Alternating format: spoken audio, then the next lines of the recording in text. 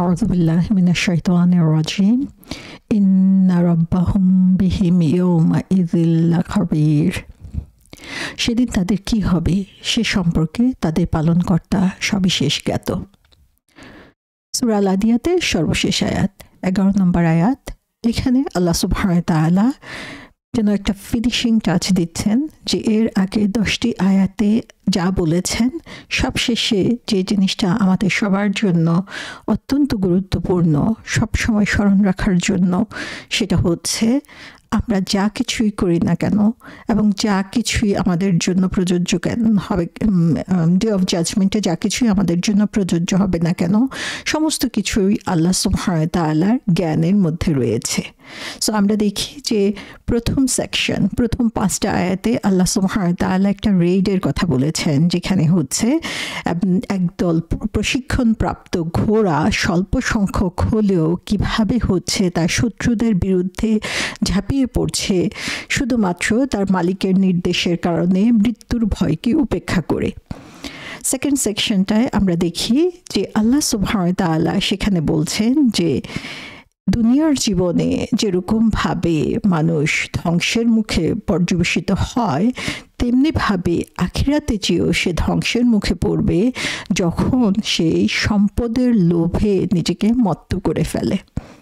এবং সর্বশেষ যে অংশটুকু সেকশন, সেখানে আল্লাহ সুবহানাহু ওয়া তাআলা মানুষকে স্মরণ করিয়ে দিচ্ছেন বিচারের দিবসে সেই কঠিন সময়ের কথা, যেদিন বাহ্যিকভাবে কবরের মধ্যে যা কিছু রয়েছে সেই সমস্ত জিনিসকে যেমন বের করে নিয়ে আসা হবে, তেমনি মানুষের অন্তরের মধ্যে কি রয়েছে সেটাও আল্লাহ সুবহানাহু ওয়া তাআলা বের করে আনবেন এবং তাদের পরিণামে কি রয়েছে সেটাও আল্লাহ সুবহানাহু ওয়া তাআলা জানেন। সর্বশেষ আয়াতে আমরা দেখি আল্লাহ আবারও তাগিদ দিয়েছেন, আবারও সুনিশ্চিতভাবে বলছেন ইন্না। ইন্না মানে আমরা জানি যে অবশ্যই, এবং এর আগেও আমরা দেখেছি লা শাদীদ শব্দটি এসেছে, লা দিয়ে বলা হয়েছে। সে লা এবং ইন্না দুটাই হচ্ছে আরও বেশি করে এটা নিশ্চয়তা জ্ঞাপন করে এখানে। সো আল্লাহ সুবহানাহু ওয়া তাআলা সুনিশ্চিতভাবে বলছেন যে ব্যাপারে কোনো ধরনের সন্দেহ করারই কোনো সুযোগ নাই যে ইন্না রাব্বাহুম বিহিম ইয়াউমাইযিল লাখাবীর, তিনি হচ্ছেন আল খাবীর। আল্লাহ সুবহানাহু ওয়া তাআলা নিজের ব্যাপারে বলছেন। এখানে খাবীর শব্দটি এসেছে খবর থেকে। খবর শব্দের অর্থ হচ্ছে, অরিজিনালি আরবিকে এটা ব্যবহার করা হয় যেখান থেকে হচ্ছে কোনো ঝর্ণার উৎপত্তি হচ্ছে সেই জায়গাকে। খবর শব্দের অর্থ হচ্ছে কোনো জিনিসকে পরীক্ষা করা অথবা কোনো জিনিস সম্পর্কে অভিজ্ঞতা অর্জন করা বা সেই সম্পর্কে আরও বেশি জ্ঞান অর্জন করা, ইনফরমেশন গ্যাদার করা, সেটাকে হচ্ছে খবর বলা হয়ে থাকে। কোরআন মজিদে আমরা দেখি আল্লাহ সুবহানাহু ওয়া তাআলার অনেক নামের মধ্যে আল খাবীর নামটা এসেছে। আল আলিম নামটা দিয়েও আল্লাহর জ্ঞানের যে ব্যাপ্তি সেটা প্রকাশ পায়, যে আল্লাহ সুবহানাহু ওয়া তাআলা সর্বজ্ঞানী। কিন্তু আল খাবীর নামটা আমরা দেখি যে স্পেসিফিকভাবে শুধুমাত্র আল্লাহ সুবহানাহু ওয়া তাআলার জন্য ব্যবহার করা হয়েছে, আদার দেন আল্লাহ আর কোনো কিছুর জন্য খাবীর শব্দটা ব্যবহার করা হয় নাই। যদিও আলিম শব্দটা হচ্ছে অন্য জিনিসের জন্য ব্যবহার করা হয়েছে, যে মানুষ আলিম হতে পারে, মানুষ জ্ঞানবান হতে পারে, কিন্তু খবর হচ্ছে খুবই স্পেসিফিক। এখানে আল্লাহ সুবহানাহু ওয়া তাআলা বলছেন যে তিনি হচ্ছেন এই ব্যাপারে সুনিশ্চিত জ্ঞান রাখেন এখানে, এবং যে কাফেররা তখনকার সময় যাদের সামনে কোরআনের এই কথাগুলোকে উপস্থাপন করা হচ্ছে, তাদের মনের মধ্যে চিন্তা যে কে আমার ইন্টেনশনের খবর রাখে, কে আমার নিয়ত সম্পর্কে জানে, আমি কি করেছি সেটা অন্ধকারে করেছি, মানুষের অগোচরে করেছি, এটা আবার কে খুঁজতে যাবে, কে খুঁজে পাবে সেই জিনিসটা। শুধু আমি আমার ক্রাইম সম্পর্কে জানি এবং এটা হচ্ছে অন্য সবার চোখে গোপন রয়ে গিয়েছে এবং যে কোনোভাবে আমি এটা থেকে পার পেয়ে যেতে পারি। আল্লাহ সুবহানাহু ওয়া তাআলা বলছেন যে তিনি হচ্ছেন এই ব্যাপারে সবচেয়ে ভালো জানেন, তিনি হচ্ছেন আল খাবীর। এবং এই খাবীর নামটা দিয়ে আমরা বুঝি, বা খাবীর শব্দটা দিয়ে আমরা বুঝি যে আল্লাহ সুবহানাহু ওয়া তাআলা অনেক অনেক বেশি পাওয়ারফুল এই জ্ঞান অর্জনের ব্যাপারে বা কোনো ইনফরমেশন গ্যাদার করার ব্যাপারে। সেই জিনিসটাই এখানে আল্লাহ সুবহানাহু ওয়া তাআলা সুনিশ্চিত করেছেন। মানুষের ইনসাইড এবং আউটসাইড প্রত্যেকটা দিক সম্পর্কে আল্লাহ সুবহানাহু ওয়া তাআলা জানেন এবং আল্লাহ সুবহানাহু ওয়া তাআলার এই জানার মধ্যে কোনো ধরনের ভুল নাই। তিনি খুঁটিনাটি প্রত্যেকটা জিনিস সম্পর্কে জানেন। তো যিনি হচ্ছেন এরকম সম্পূর্ণ জ্ঞানের অধিকারী, যিনি সূক্ষ্মাতি সূক্ষ্ম জিনিস সম্পর্কেও জানেন, যিনি গোপন জিনিসগুলো সম্পর্কেও জানেন, অন্তরের গহীনে যা কিছু রয়েছে সেই সম্পর্কেও জানেন, তিনি পরিণামে কি হবে ডে অফ জাজমেন্টে সেই সম্পর্কেও তার জানা রয়েছে। এবং আল্লাহ সুবহানাহু ওয়া তাআলা এই সূরার মধ্যে আমরা দেখি যে আমরা যখন আদিয়াত শব্দটা পড়েছি তখন সেখানে দেখেছি যে এর অর্থ হচ্ছে, একটা অর্থ হচ্ছে বাউন্টি হান্টার, যে কোনো একজন ক্রিমিনালকে ধরে নিয়ে জাস্টিসের কাছে নিয়ে যাওয়া, ন্যায় বিচারের জন্য তাকে উপস্থাপন করা বা রাজার কাছে তাকে উপস্থাপন করা বোঝানোর জন্য এই শব্দটা ব্যবহার করা হয়েছে। আল্লাহ সুবহানাহু ওয়া তাআলা এখানে বলছেন যে ডে অফ জাজমেন্টে এমনিভাবে প্রত্যেককে পাকড়াও করে আল্লাহ সুবহানাহু ওয়া তাআলার কাছে, the king of the kings, যে সে আল্লাহ সুবহানাহু ওয়া তাআলার কাছে নিয়ে যাওয়া হবে, কারণ তার কাছেই হচ্ছে ফুল ইনফরমেশন রয়েছে, তার কাছে কোনো ধরনের ইনফরমেশন গ্যাপ নাই, বরং তিনি যে জিনিসটা বাহ্যিকভাবে একরকম দেখতে কিন্তু এর অন্তর্নিহিত অর্থ ডিফারেন্ট, সেটা সম্পর্কেও তিনি জানেন। ইন্না রব্বাহুম বিহিম ইয়াউমা ইযিল লাখাবীর। সো এখানে আমরা দেখি যে আল্লাহ সুবহানাহু ওয়া তাআলা বিহিম শব্দটা বলেছেন। সো ইন্না রব্বাহুম, তাদের রব, আবারও আমরা দেখি রব শব্দটা ব্যবহার করা হয়েছে নিশ্চিতভাবে, যিনি শুরু থেকে শেষ পর্যন্ত সমস্ত কিছু দেখেছেন, তিনি কেন ডে অফ জাজমেন্টের অবস্থাটা জানবেন না, তাই না? সো রব্বাহুম, তাদের রব বলে আবারও তাদের সাথে আল্লাহ সুবহানাহু ওয়া তাআলার যে ঘনিষ্ঠ সম্পর্ক, মানুষের সাথে আল্লাহ সুবহানাহু ওয়া তাআলার রব হিসাবে যে সম্পর্ক, সেটা তিনি করিয়ে দিচ্ছেন। এবং তারপরে তিনি বলছেন বিহিম, বিহিম শব্দটা হচ্ছে যে উইথ দ্যাম, তার মানে হচ্ছে তাদের সম্পর্কে। সো এখানে বিহিম শব্দটাকে বলা হয় মুকাদ্দাম। মুকাদ্দাম মানে হচ্ছে যে সেন্টেন্স যে স্ট্রাকচার হওয়ার কথা, সেই স্ট্রাকচার অনুযায়ী সেটাকে আর্লি স্থাপন করা হয়েছে এবং তার কারণে হচ্ছে একটা এক্সক্লুসিভিটি এসেছে, যে স্পেশালি এটার উপরে একটা বিশেষভাবে ফোকাস দেওয়া হয়েছে। এবং আল্লাহ সুবহানাহু ওয়া তাআলা বলছেন যে তাদের মাস্টার, তাদের রব স্পেশালি তাদের ব্যাপারে জানেন।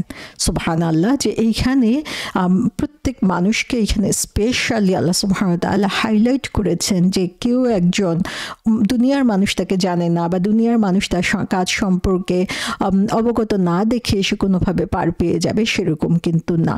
আল্লাহ সুবহানাহু ওয়া তাআলা বলছেন ইয়াউমা ইযিন।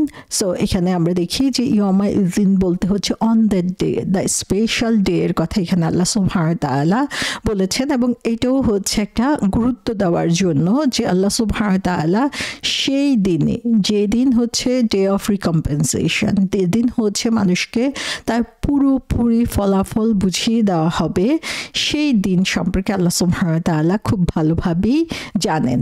সো আল্লাহ সুবহানাহু ওয়া তাআলা জানেন তারা কি করতো দুনিয়াতে, এবং আল্লাহ সুবহানাহু ওয়া তাআলা জানেন যে তাদের এই কাজের প্রতিফল হিসাবে তাদের জন্য কি অপেক্ষা করে আছে। এবং আল্লাহ সুবহানাহু ওয়া তাআলা হচ্ছেন সবচেয়ে বড় জাস্ট, আদলের সবচেয়ে বড় উদাহরণ হচ্ছেন আল্লাহ সুবহানাহু ওয়া তাআলা। তো স্লাইটেস্ট অ্যামাউন্ট ইনজাস্টিসও হচ্ছে আমরা তার কাছ থেকে আশা করতে পারি না। সো আল্লাহ সুবহানাহু ওয়া তাআলা অন দ্য ডে বা ইয়াউমা ইযিন বলতে ডে অফ জাজমেন্ট, হাশরের ময়দান বা বিচারের দিবসকে এখানে বোঝাচ্ছেন।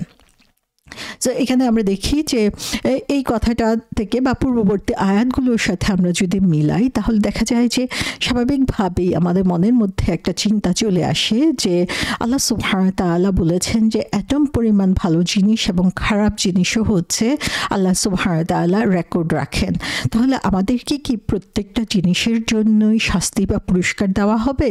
যদি এরকম হয় এবং আমরা যদি চিন্তা করি তিনি হচ্ছেন আল খাবির, তার মানে হচ্ছে আমাদের মনের গোপন চিন্তাগুলো সম্পর্কেও জানেন, এবং সেগুলোর জন্য কি আমাদেরকে পাকড়াও করা হবে?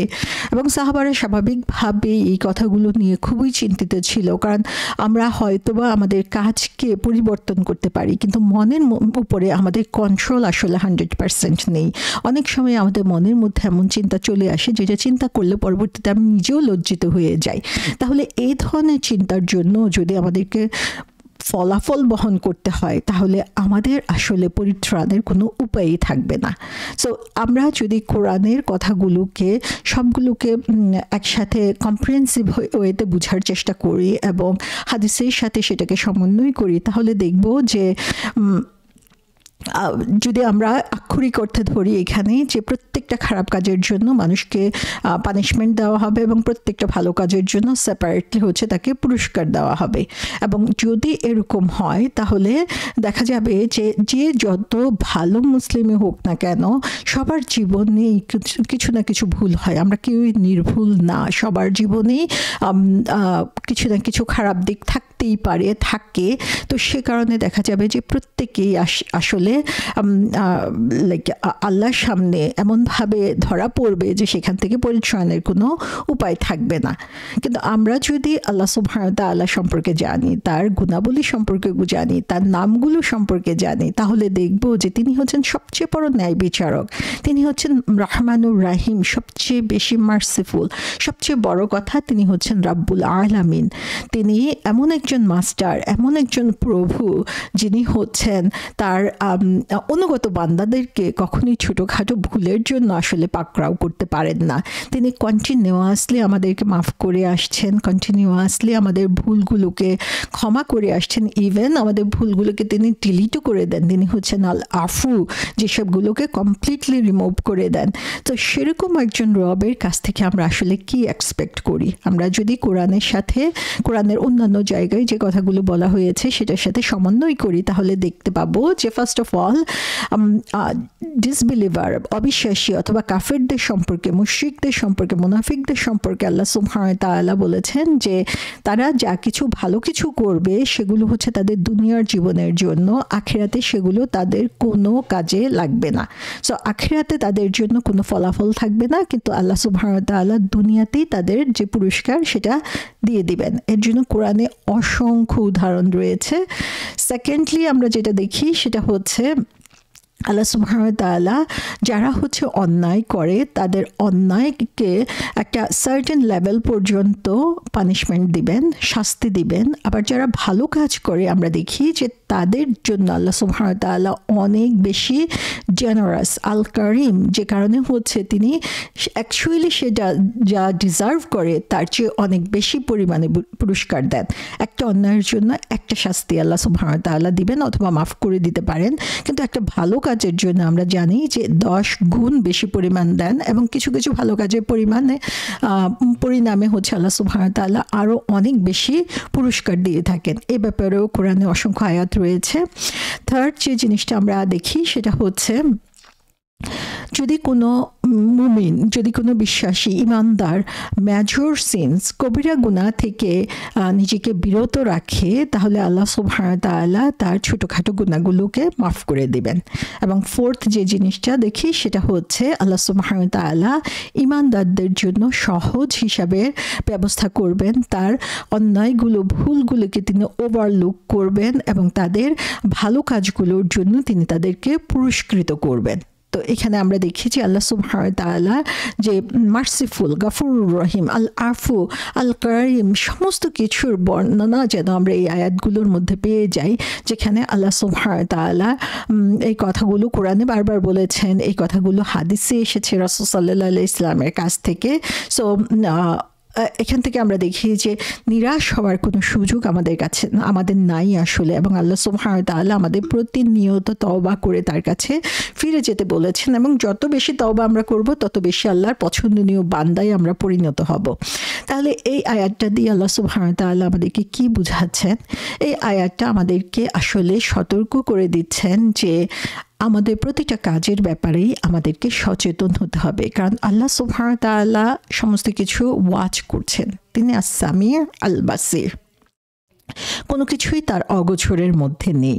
সো আমরা যখন আল্লাহ সুবহানাহু ওয়া তাআলার ব্যাপারে সম্পূর্ণ সচেতন হব এবং আমরা জানি যে তিনি প্রত্যেকটা জিনিস দেখছেন, তখন আসলেই আমাদের এক্সটার্নাল অ্যাফেয়ার কেমন হওয়া উচিত, আমাদের ইন্টারনাল অ্যাফেয়ার কেমন হওয়া উচিত, যখন আমরা এই জিনিসগুলোকে রিয়েলাইজ করব যে আল্লাহ সুবহানাহু ওয়া তাআলা প্রত্যেকটা জিনিসকে প্রকাশিত করবেন। আল্লাহ সুবহানাহু ওয়া তাআলা আমাদের অন্তরের খবর পর্যন্ত জানেন। আল্লাহ সুবহানাহু ওয়া তাআলা জানেন আখিরাতে আমাদের জন্য কি রয়েছে, কি প্রাপ্য, তখন স্বাভাবিকভাবেই আমরা তার উপরে আরও বেশি ডিপেন্ডেন্ট হব, আরও বেশি তার সন্তুষ্টির জন্য কাজ করব, আরও বেশি তার ব্যাপারে সচেতন হব, যেন ভুল করে কোনো অন্যায় যদিও আমরা করে ফেলি আবারও আমরা ফিরে আসবো তার দিকে এবং সচেতনভাবে আরও বেশি ভালো কাজ করার ব্যাপারে সচেতন হব। কারণ হচ্ছে আল্লাহ সুবহানাহু ওয়া তাআলা আমাদেরকে দেখছেন, আল্লাহ সুবহানাহু ওয়া তাআলা আমাদেরকে ওয়াচ করছেন। সো এই ব্যাপারটা আমাদের মাথার মধ্যে, মনের মধ্যে আমাদেরকে গেঁথে নিতে হবে। তাহলে এখানে আমরা দেখি যে এই সূরাটা আমাদেরকে যে জিনিসটা শেখাচ্ছে সেটা হচ্ছে যে মানুষ যখন আখিরাতের উপরে পূর্ণাঙ্গভাবে বিশ্বাস করবে তখন তার চরিত্রের মধ্যে অবশ্যই সেটার প্রভাব পড়বে। প্রতিটা কথা কাজের সময় সে যখন চিন্তা করবে সামওয়ান ইজ ওয়াচিং, এবং যিনি ওয়াচ করছেন তিনি হচ্ছেন আমাকে নারিশ করছেন, তিনি আমার প্রয়োজনীয় সমস্ত কিছু দিচ্ছেন, আমি তার জিনিসগুলা ইউটিলাইজ করে তার বিরুদ্ধে কাজ করছি। How ungrateful I am. যখন আমি এভাবে প্রত্যেকটা জিনিস চিন্তা করব, আমি ডে অফ জাজমেন্টে আমার জন্য কি কনসিকুয়েন্স রয়েছে, আল্লাহ সুবহানাহু ওয়া তাআলার অগোচরে কোনো কিছু আমার পক্ষে করা সম্ভব না, সেই জিনিসটা যখন আমি বিশ্বাস করব তখন দেখা যাবে যে আমার পুরো জীবনটাই হচ্ছে পরিবর্তন হয়ে যাবে ইনশাআল্লাহ। এবং এই সচেতনতাই হচ্ছে আমাদেরকে তৈরি করতে হবে, যে কারণে আল্লাহ সুবহানাহু ওয়া তাআলা বারবার এই কথাগুলো কোরআনের মধ্যে বলে দিয়েছেন, যে একবার বলে তিনি থেমে যান নাই, তিনি জানেন আমরা ভুল করব, সে কারণে বিভিন্ন সূরায় বারবার তিনি আমাদেরকে বিভিন্ন আঙ্গিকে সচেতন করে দিয়েছেন। এবং সেকেন্ড যে জিনিসটা আমরা এখানে দেখি, অবভিয়াসলি যে ডে অফ জাজমেন্টে প্রত্যেকটা জিনিস হচ্ছে ডিসক্লোজড হবে। আমরা যতই হচ্ছে লুকিয়ে রাখি দুনিয়ার মানুষ থেকে, মানুষের অগোচরে রাখি না কেন, দেখা যাবে ডে অফ জাজমেন্টে সেটা লুকিয়ে রাখার কোনো সুযোগ নাই। সেদিনটা কেমন হবে যখন আমার এই লজ্জাজনক কাজগুলো মানুষের সামনে রিভিল করা হবে, আল্লাহ সুবহানাহু ওয়া তাআলার সামনে দেখানো হবে, নবী রাসূলদের সামনে সেগুলোকে, সে রেকর্ডগুলোকে উপস্থাপন করা হবে। সো আমরা যখন এই জিনিসটার ব্যাপারে আরও বেশি সচেতন হব তখন প্রতিটা কথায় কাজের ব্যাপারে আমরা আসলে আরও বেশি আল্লাহভীতি প্রদর্শন করতে পারবো। এই সূরায় আমরা দেখি আল্লাহ সুবহানাহু ওয়া তাআলা আমাদেরকে রিয়েলাইজ করার জন্য সাহায্য করছেন যে মানুষ যখন আখিরাতকে অস্বীকার করে তখন সে কীভাবে আরও বেশি খারাপ কাজের দিকে নিজেকে প্ররোচিত করে। আল্লাহ সুবহানাহু ওয়া তাআলা আমাদেরকে স্মরণ করিয়ে দিচ্ছেন যে শুধুমাত্র প্রকাশ্য দৃশ্যমান জিনিসের জন্যই না, বরং গোপন জিনিসগুলো রয়েছে সেগুলোর ব্যাপারেও আল্লাহ সুবহানাহু ওয়া তাআলা আমাদেরকে জবাবদিহি করবেন। এই সূরার মাধ্যমে আমরা দেখি যে তখনকার সময়ে আরবে যেই একটা বিশৃঙ্খল অবস্থা চলছিল সমাজের মধ্যে, যেই ঝগড়া বিবাদ মারামারি যুদ্ধ চলছিল একজন আরেকজনের উপরে, এক ট্রাইব আরেক ট্রাইবের উপরে রেড করছিল, হামলা করছিল, শান্তিতে ঘুমানোর কোনো উপায় ছিল না। সেই পরিস্থিতিটা তুলে ধরে আল্লাহ সুবহানাহু ওয়া তাআলা তাদেরকে রিয়েলাইজ করতে বলছেন যে এইখানে এই পরিস্থিতিতে এই হেল্পলেস অবস্থা থেকে যদি বের হয়ে আসতে হয় তাহলে অবশ্যই আমাদেরকে আরও বেশি আল্লাহমুখী হতে হবে, কারণ তার কাছ থেকেই আমরা হচ্ছে ন্যায় বিচার আশা করতে পারি। এবং সেখান থেকে আমরা দেখি যে আল্লাহ সুবহানাহু ওয়া তাআলা দেখাচ্ছেন যে তার প্রতিটা সৃষ্টি হচ্ছে আনুগত্যের ব্যাপারে চরম দৃষ্টান্ত প্রদর্শন করে, একমাত্র মানুষ এবং জিন ছাড়া। সো মানুষ এবং জিনকে আল্লাহ সুবহানাহু ওয়া তাআলা সতর্ক করে দিচ্ছেন যে তারা যেন এই অকৃতজ্ঞতা থেকে বের হয়ে আসে। আল্লাহ সুবহানাহু ওয়া তাআলা আমাদেরকে অ্যাওয়্যার করছেন আমাদের সেকেন্ড লাইফ, আমাদের মৃত্যুর পরের যে জীবন, সেই জীবনে আমাদেরকে যে আল্লাহর কাছে অ্যাকাউন্টেবল হতে হবে, জবাবদিহি করতে হবে, আমরা যেন সেই ব্যাপারে আনগ্রেটফুল না হই, কানুদ না হয়ে যাই, অকৃতজ্ঞ না হয়ে যাই, সে ব্যাপারে আমাদেরকে আল্লাহ সুবহানাহু ওয়া তাআলা সচেতন করে দিচ্ছেন।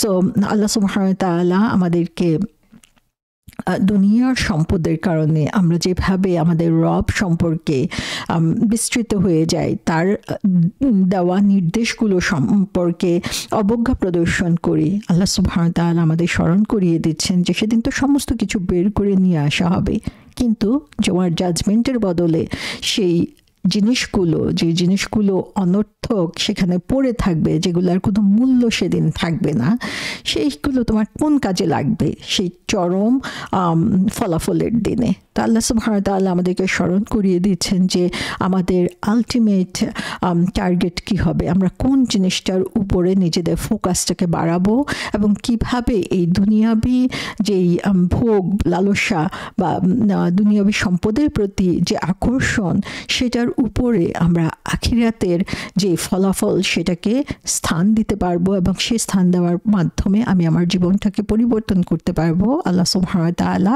আমাদেরকে সেদিকেই পথ নির্দেশ করছেন।